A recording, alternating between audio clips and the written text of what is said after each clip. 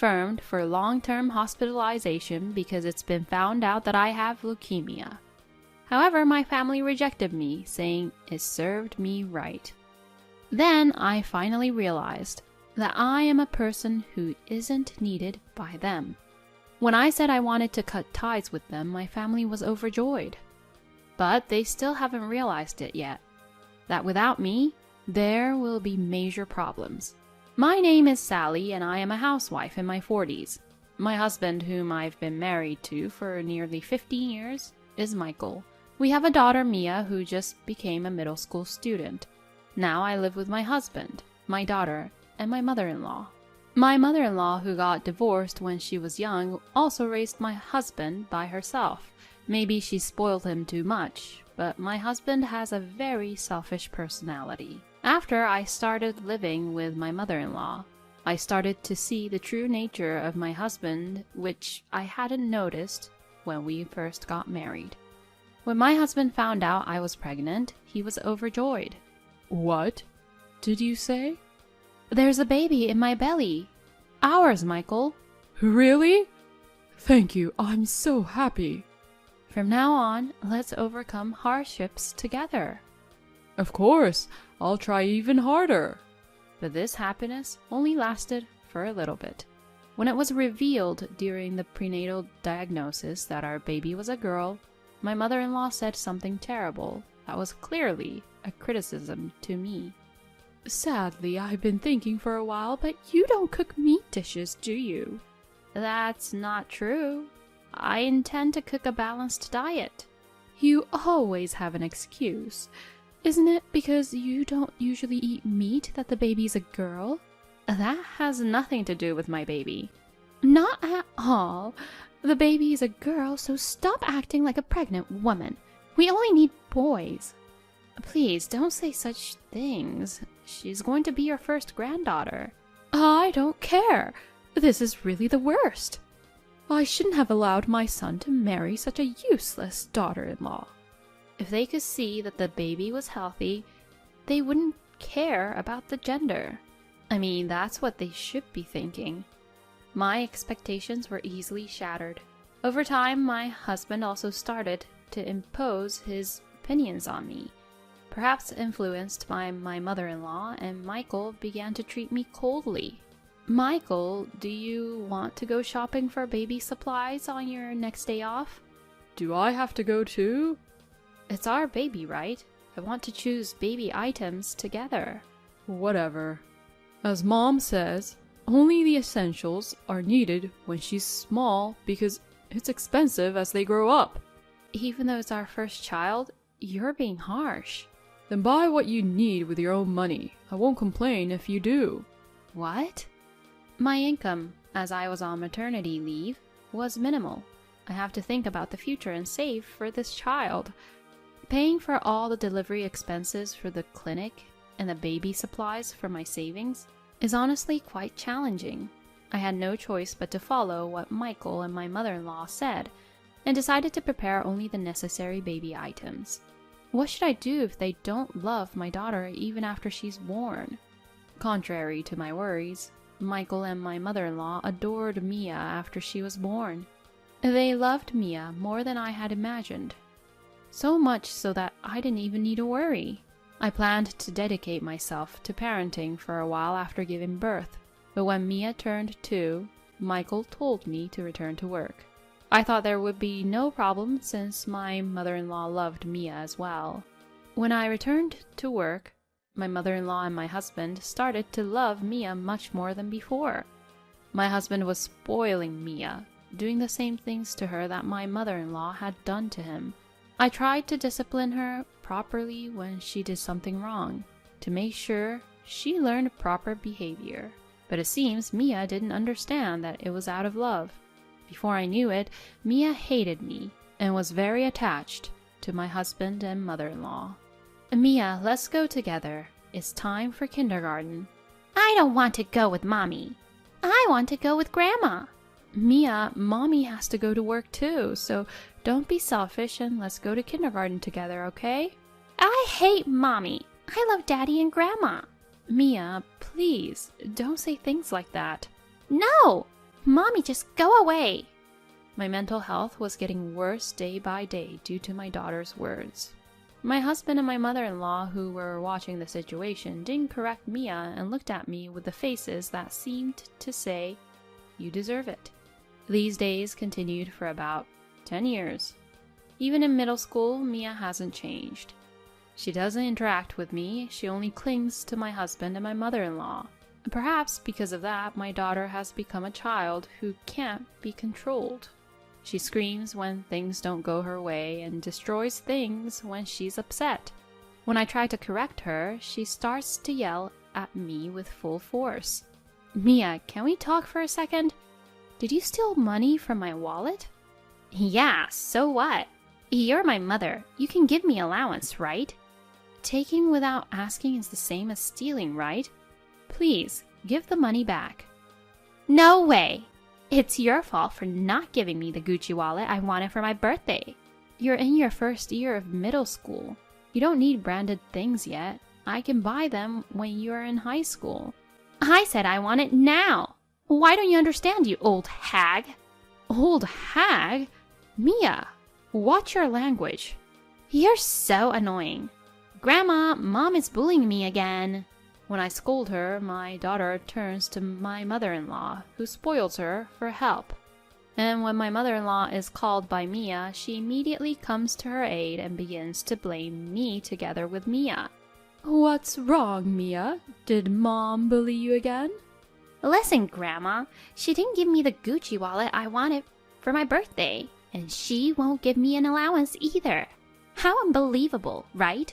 That's too cruel. Your mom really is stingy, huh? Grandma will buy you the wallet next time, so cheer up, okay? Yay! Promise, okay? I love you, Grandma. Mia joyfully threw herself at my mother-in-law. Branded goods are still too much for her age. I thought it was obvious and clearly opposed my mother-in-law. Wait a minute, mother-in-law. Mia is still in middle school, isn't she? So? We should buy her the things she wants, right? But maybe not right now. You're really stingy, aren't you? I feel sorry for Mia that you're her mother. How could you say that?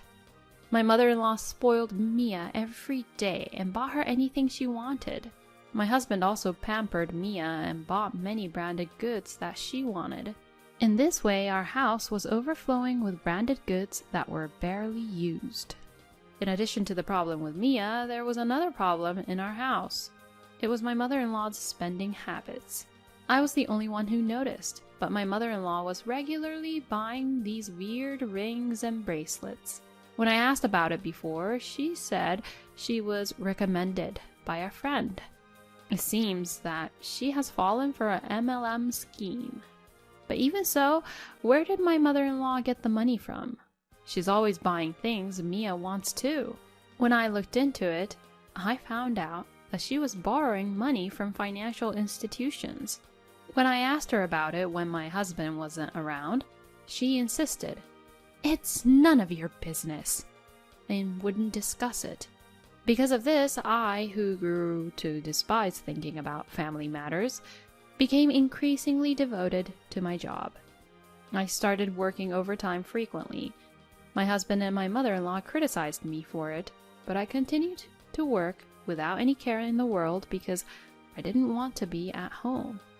Then one day, perhaps due to the exhaustion of working so tirelessly, I suddenly collapsed at work.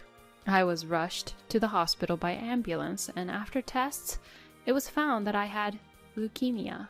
When the doctor told me that people who are prone to illnesses are those who carry a lot of burden in life and those under stress, I was devastated. It was necessary for long-term treatment. So, I was hospitalized right away.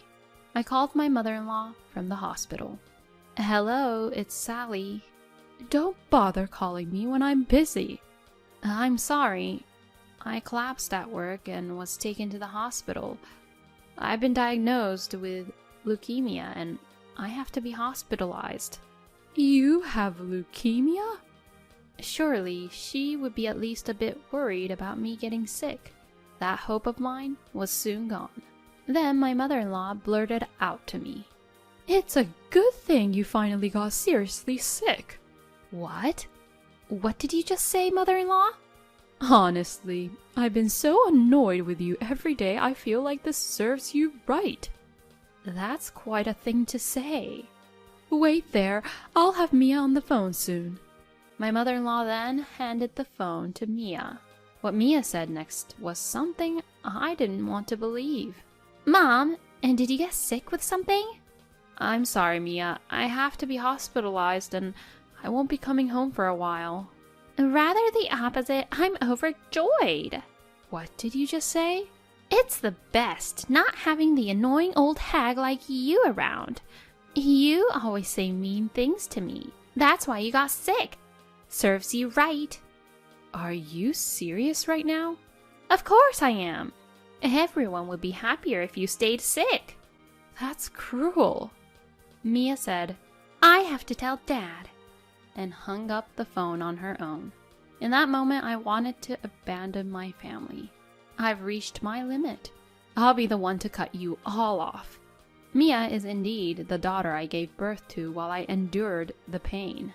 I wanted to educate her in my own way and hope she would grow into a decent adult. Her current behavior is the result of her personality, which she was born with, and the way my husband and mother-in-law raised her. Some may think it's unfathomable for a parent to abandon their child, but no matter the blood connection, I'm not kind enough to forgive any further. I contacted my parents and asked them to bring clothes because not once did my husband, my mother-in-law, or Mia visited me during my hospitalization. Several months later, the treatment went well and I fully recovered. After being discharged, instead of returning to the house I had been living in with my husband, I returned to my parents' house and consulted with a lawyer I knew about getting a divorce. My mother-in-law and Mia immediately agreed to the divorce. Michael, considering public appearances, was hesitant about the divorce, but after being talked into it by my mother-in-law and Mia, he agreed to it. Since he cooperated it in a way that benefited me, we got a divorce and I was able to claim compensation. About 7 years passed since then. I moved out of my parents' house and was living alone near my workplace. Without any recurrence of the disease, I'm living my life energetically. One day, out of the blue, I received a phone call from Michael. His voice, which I hadn't heard in a long time, sounded extremely tired. He immediately started talking quickly about his problem. "Hello, Sally. Can you come back?" "What are you talking about all of a sudden?" "Things are really tough right now." "What do you mean?" "My mother, she has been in a debt with a huge amount." Apparently, Michael had recently learned about my mother-in-law's debt and decided to contact me. The long-neglected debt had become a significant amount, and it seems my mother-in-law could no longer hide it from Michael and had asked for his help. To my anxious ex-husband, I responded calmly. "You're just noticing now? She has been in debt since I was still there, you know." "What?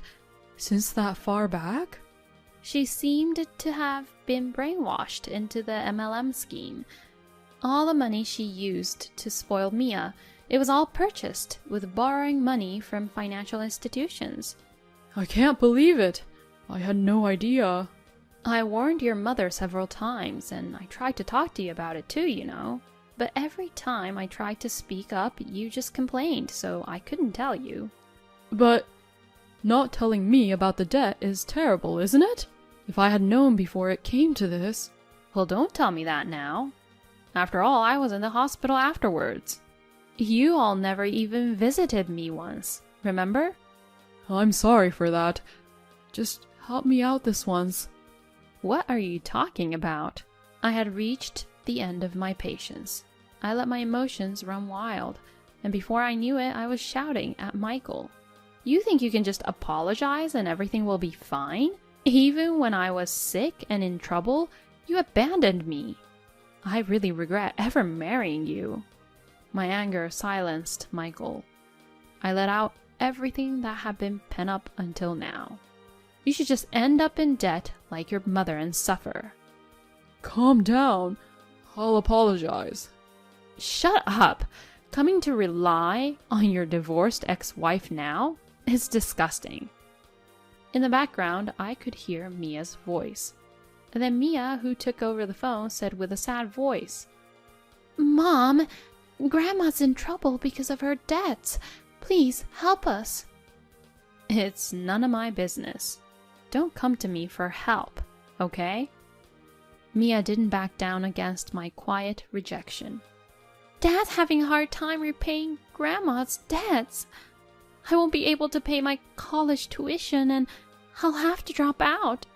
Is that okay? So? Mom, why are you treating this like someone else's problem? Your daughter is in trouble. Daughter? Who? At Mia's words, I couldn't help but laugh. Just when she's in trouble, she emphasizes that she's my daughter, when she's never called herself that before. What are you laughing at? I was just thinking how you're suddenly saying that you're my daughter when you're in trouble, even though you've been calling me an old hag this whole time. That's a terrible way to put it. I'm your blood-related daughter, who's in trouble, you know. But I don't have a daughter, you know. What? No way! I decided 7 years ago, when I was hospitalized, that I didn't need a family like you. We've divorced, so we're just strangers now, okay? Mom, don't say things like that. Quiet! Don't call me Mom because I'm not your mother. You should live happily with your father and grandmother who's in debt. Don't ever contact me again. You're just a nuisance in my life. With that, I hung up. To ensure they won't contact me again, I blocked their numbers. After that, it seems that my ex-husband and mother-in-law are working all day every day to repay their debts. They sold everything in their house to repay for the debt, but it was far from enough. Their situation was such that they could barely make ends meet, and they seemed unable to eat properly. My daughter couldn't pay her tuition and eventually dropped out of college. The branded goods she had been given were sold to repay the debts, and she seems to have been left with nothing. In order to repay her grandmother's debt, even my daughter seems to be working. My daughter seems to have no choice but to live a difficult life compared to those who's in the same age group as her. They really are stupid and hopeless. They all deserve what they got. As for me, I recently bought an apartment near my workplace. I plan to invite my parents and live peacefully as a family of 3. From now on, I want to live happily every day, cherishing my true family.